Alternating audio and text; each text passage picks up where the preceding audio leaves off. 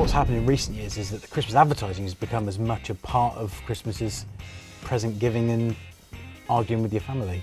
There's a lot of talk about it being the equivalent to the UK's Super Bowl of advertising. YouTube allows you to interact and connect with the content, and even just, you know, kind of mash it up and put your own spin on it. My favourite Christmas ad is probably John Lewis's The Long Wait, where the little boy waits. Oh, I love that one. Waits to what you think is to receive his presents, but actually he's waiting to give them. I think that is sort of the pinnacle and benchmark for Christmas advertising in the UK. My other favourite has got to be Boots' seminal Here Come the Girls. I'm going to sound like a bit of a Boots bore, but I really liked Boots' Christmas ad this year. Often we see the relationship between parents and children, so I love the fact that Boots have actually talked about the close relationship of sisters. And the other thing that I loved about the creative was that it didn't just show all the saccharine fun moments between the sisters, it also showed them falling out and making up again, and it really had a great insight into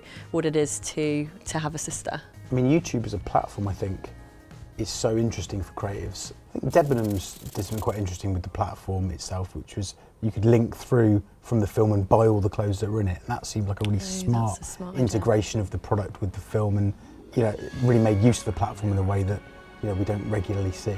Paddington did a really good job as well, because they used the platform to tease content. So they turned something that lots of people would look as a disadvantage in terms of the advertising bumpers before content, and used that to tease their Christmas campaign. I quite like the carrot. Oh yes, I like that carrot.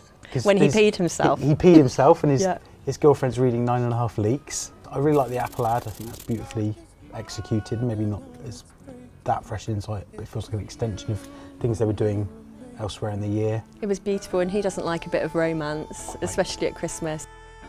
For John Lewis, I mean, we're back onto John Lewis again, aren't we? But it's difficult to talk about Christmas and advertising without talking about them.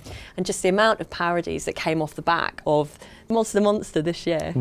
The time was when people would just put their TV advert onto YouTube and call it a viral.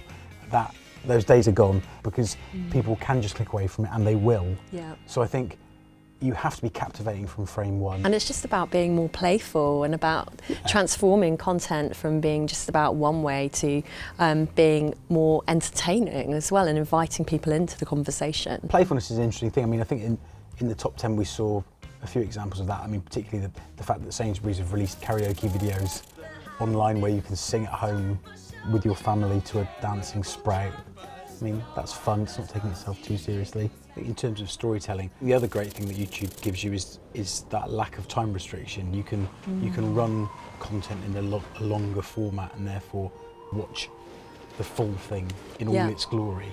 Absolutely. I find it bizarre now that brands don't put a separate brief into their creative department for a YouTube film, not a TV ad. I think for creatives, YouTube's super exciting going forward. I know at VCCP we're trying to do some really interesting stuff with YouTube as a platform, and we're really looking forward to kind of using it in a different way in the coming months and years.